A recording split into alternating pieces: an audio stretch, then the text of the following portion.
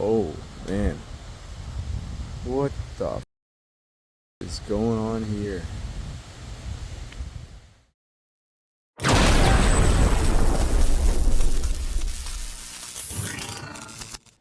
Hey guys, hope you are all doing well. First off, I gotta apologize. There's a ton of videos I'm working on that involve a lot of editing, but I've been working, sleep, work, sleep, eat once in a while. It's been busy. And this past weekend, two pretty crazy stories. So I did get a few shots and I gotta show you guys this. So I figure instead of working on the video and not getting some content out, I gotta show you guys this stuff. It's wild. All right, so a couple nights ago, we were out and we got a partial power call. It was super late at night. We were in the middle of nowhere, like long ways out of town. I had two other guys with me. I was not by myself on this one.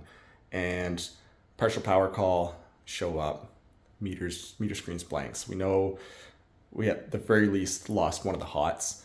And where it was late at night, didn't want to go knocking on the doors, making a big racket. The problem could have been right at the transformer. So instead of popping the meter off and checking for voltage, I took a walk next door. There was a service taken off from the road. Couldn't even see the house. It was buried in the woods.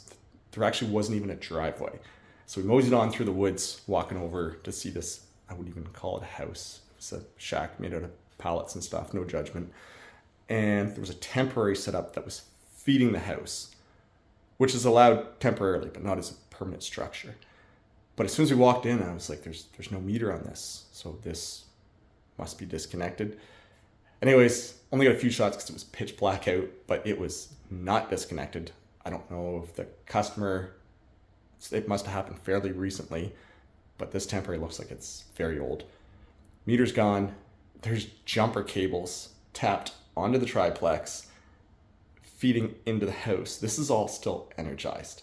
I couldn't even believe what I was looking at. This was a weird one. Seen lots of power theft calls, but nothing like this. So our partial power call turned into making those repairs, and then obviously we also had to disconnect that temporary service. We took the wire, drug it right out of the woods. There was a couple poles. Anyways, strip that all out of there. We don't want live lines anywhere near this guy's place. So that was that. Just chalk that up as another day being a lineman, I guess. But just before we jump into that, I do want to thank our sponsor of this video, the Utility Expo 2025. You guys all know that I'm a huge fan. The first time I went was in 2023 and I was blown away. I met a ton of really great people, and it's the only show that I've been to where they allow anybody to try out the tools and equipment and technology. They were even letting people go up in one of the boom trucks. It was really cool. I could see the whole expo grounds. So the 2025 Utility Expo is coming up fast. I'm going to be there, and I've got an exclusive code so that you all can be there too.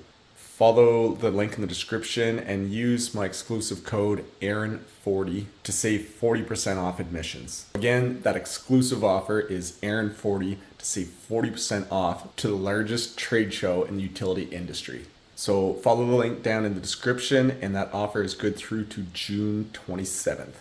Hope to see you all there. So I show up to super routine call, just a transformer outage. Fuse is open, squirrel on the ground. There's no squirrel grid on the transformer. Go and get my telescopic stick, refuse and close. But like any job, you cannot as a lineman take any trouble call at face value. You always want to take the extra time to have a look around. Maybe something completely unrelated to the reason you're there. That could be a hazard, a safety issue to the public or even to ourselves, or cause equipment damage, whatever it is. So even though it's a routine job, you never just show up, energize it, and hit the road.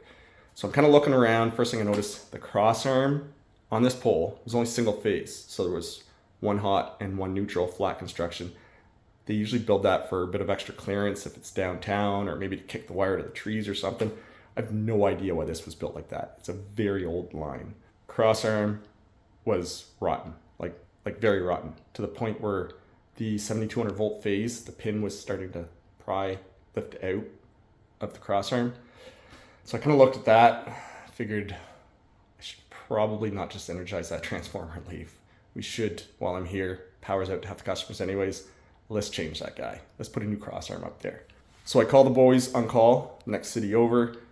They're somewhat swamped. They got 3 or 4 calls. They say they're going to be a couple hours. I'm thinking at this point, maybe I should just refuse and close it and then come back and change it. I don't know. I tell them I give them a call back. I'll start taking a look around. So basically, I take a walk through the rest of the neighborhood. It's a fairly big street. I think there's like 34 houses on it or something. And I come across a set of double arms, hard corner, that are even more rotten. Once I see this, I'm like, all right, those got to be changed, even worse than the other one, but at least it's not on the pole we're working on. So it wasn't an immediate hazard. Go to the next pole, it's rotten. Next one's rotten, next one's rotten. We're getting into a big job here. We're getting into rebuilding an entire subdivision on the primary side anyways. So I kind of come up with a plan, and I figure if I can get a couple more trucks here, let's just not power the whole neighborhood. Let's fix it. Let's do it right. One shot, bang. Get rid of all those crossarms. Get rid of that neutral. Run a neutral down on the pole with our current standards. There was triplex for most of it there anyways. I figured with about 4 trucks on site, we could bang out those 12 poles within 2 or 3 hours. So before making that judgment call where it wasn't necessarily an emergency, call the boss. I say, look, here's the situation. We can send a detailer, get it engineered, plan this job later on in the month. Problem is our entire summer's planned out. We are extremely busy. He says, you got nothing else on the go. A lot of guys sitting at home. We called the extra guys in. Let's do it. Let's get this job done today. So backing up to calling in the guys for the extra hand, I called them up and they said they were just wrapping up. And they said, man, we just had the craziest job ever. The job they came from, there was a transformer bank, so 3 transformers on a pole, and then quadrex, like triplex, there's 4 wires for 3-phase customers. Big wire, like 4 wires wrapped around each other, heading off to a service pole. Somebody had cut down the service pole. Chainsaw dropped that service pole on the ground.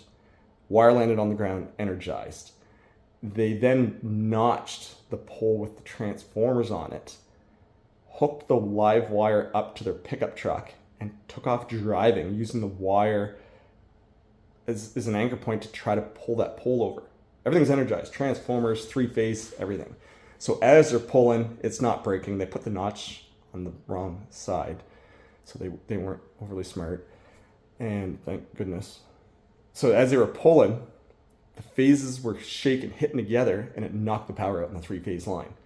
So no power call came through. Our boys on call showed up, I don't know, half hour later. The guys were still there because when the boys rolled in the main road, they saw the wires still shaking back and forth, and then bang, cutout blew down the road. Another one. Of the 3 cutouts, ended up 2 of them blew. So they were like, what is going on? Why are the poles shaking? So they come around the corner, there's some trees blocking it. The line was kind of going through a field. Come around the corner, see the pole laying on the ground, truck gone. He must have heard the trucks or seen them coming down the highway. I don't know, but he bailed. So he's out of there. Boys rolling around the corner, and they see a transformer bank with a notch in it, 2 cutouts blown, ready to fall to the ground. Just, what were they thinking? Like, to try to steal the copper core out of the transformers that weigh hundreds of pounds? I don't know. All the wire up in the air is aluminum. Just completely senseless. The amount of damage they could have caused, especially environmentally, is absolutely insane. So they called the police. Police showed up, did an investigation. The customer was actually disconnected from the transformer bank, and the service was disconnected. So to prevent them from coming back, obviously, they completely dismantled that line. Took the wire down, took the transformers, took them a few hours, cleaned everything up, headed across town to give me a hand. Basically, what we did, there was 12 structures in total that we had to work on.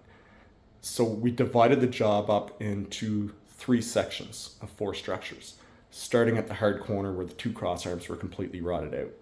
And we figured we'd start there because if that let go, all the other poles, the wires, we took a permit, wires completely isolated, grounded. And the hard corner is the one that could cause the most damage if it let go while we were shaking things around. So went really well. Instead of changing the crossarms, as I said, we just put pole top pins and got rid of that neutral. Wherever the triplex was, we used that as the mainline neutral, the neutral from the triplex. It was 2-aught, and there was 2 span. We had to run some 2-aught ACSR. So we did that first, ran in all the neutrals, and we bonded the neutral through the entire job site. So now there's a neutral up on top of the crossarms, and there's a neutral down at our current standard location for a single phase line. Even though the line is dead, we're in town, so there's a grid system, and there's live customers a couple streets over on the other side of the normal open. There's customers all around us, live lines. So with all those live customers and the imbalances in the different phases, I was going to say could, but I'm going to say there is current flow through that neutral passing through our job site. There's a good chance that maybe it's a shorter path, maybe it's dividing up through multiple paths. There's very likely that there is current flow passing through our job site. Just because that primary is out does not mean that there's not current flowing through that neutral. That's still tied through those normal opens. So get that neutral through, use your grounding and bonding, equal potential grounding and bonding. Ran a neutral throughout the entire job site, bonded that through. That way, as we're cutting that neutral, that current, if any is flowing through the overhead neutral, is going to divert through the parallel neutral path that we created. So things were going really well, so we decided to put 4 trucks up the air instead of 3. I did the grounding myself. I didn't have to do a whole lot of grounding. Wasn't pulling guy wires and stuff. Mostly coiling up wire and taking crossarms down from the guys. But man, check out these crossarms. This is a street kind of tucked away. It's not somewhere we pass through very often. I don't get a whole lot of calls in this neighborhood. I've never noticed it. Obviously, no one else has either. We've never had any customers call or concerns. But when we rolled in here, yeah, these guys were bad. So we carry on the job like this. The reason we divided it into sections, there was a couple poles that had been worked on at some point in between. So we had a stretch of 4 poles, 2 that were good, a stretch of 5 poles, 2 that were good, and then a stretch of 2 or 3 more. So we just kind of did those 3 sections with a group of 4 guys, got rid of all those crossarms, converted that to single phase construction, and yeah, changed a couple of cutouts, got rid of some porcelain, put up some polymer, changed a whole bunch of insulators to polymer to the plastic insulators, and finally installed some bird wire and squirrel guards. So busy weekend, busy week. I've been on the road. I think I got like 16 hours behind the wheel this week alone. I was in Toronto last week doing testing. For those of you that saw us testing the arc flash gear, I posted a video last week. Definitely check that out. Crazy stuff. Anyways, appreciate you guys stopping in.